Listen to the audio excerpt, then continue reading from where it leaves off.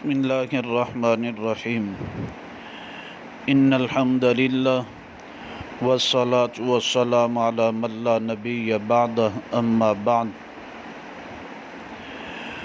پانچویں کلمہ کی تخریج بیان کی جا رہی ہے۔ یہ متبرک کلمات احادیث رسول اللہ صلی اللہ علیہ وسلم میں موجود ہیں۔ نو مسلم اور چھوٹے بچوں کے لیے ابتدائی طور پر یہ کلمات یاد کروائے جاتے ہیں۔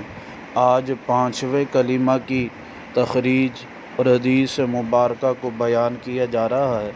یہ حدیث مبارکہ بخاری شریف کی جلد نمبر ثانی صفحہ نمبر 259 رقم الحدیث 6306 ہے۔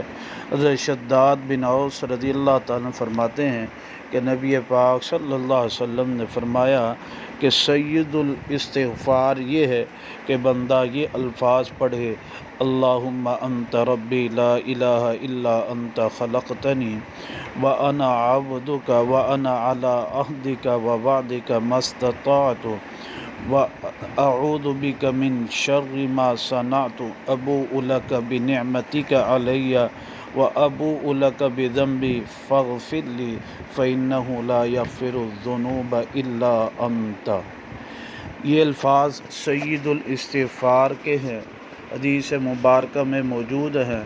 اس کے بعد نبی پاک صلی اللہ علیہ وسلم اس کی فضیلت کے بارے میں فرماتے ہیں، مایا جس نے اس کو دن میں اخلاص کے ساتھ پڑھ لیا فمات فی یومہ، پس وہ اسی دن شام ہونے سے پہلے اگر وفات پا جائے پس وہ جنت والوں میں سے ہے۔